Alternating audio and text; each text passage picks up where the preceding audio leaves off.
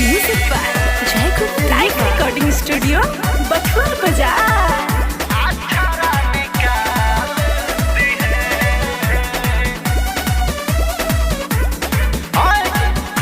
तू चमचा बड़ा ऐसे तार के छोड़ती है वो कनी तारो बापू का फार के सुनो तू चमचा बड़ा ऐसे तार के छोड़ दी है जहिया तारो बापू का फार के एक ही बुझब सब के तगरमी झारती है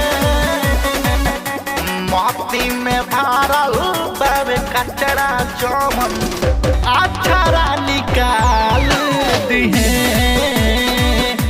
मोती में भरल बाबे कचरा होके अक्षरा निकाल दी है मोती में भरल बाबे कचरा होके अक्षरा निकाल दी है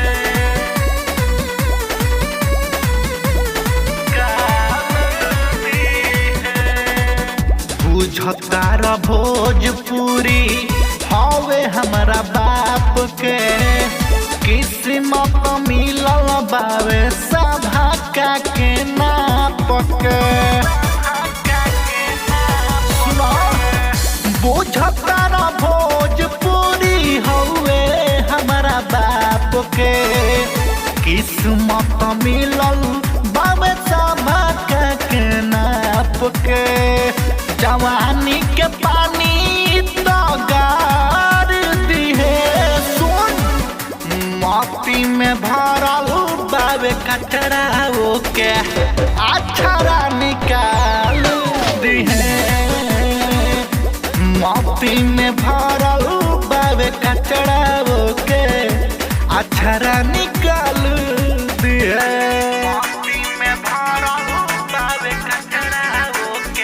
मदर फिल्म्स present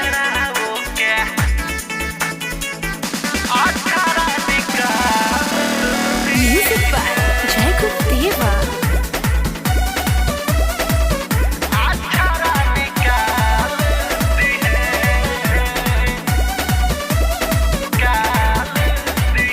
रखली नहीं मत लब के यारी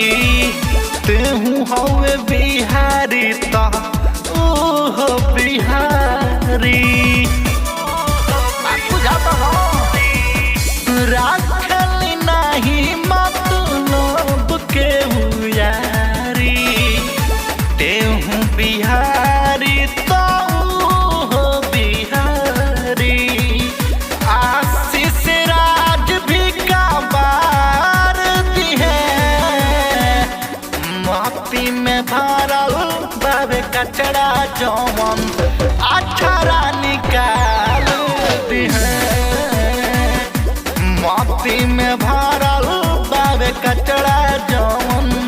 अक्षरा निकाल दी है हवा तू चमचा बड़ा ऐसे तार के छोड़ दी है जहिया तारो बापू का फार के एक ही बुझब सब के तगरमी झार दी है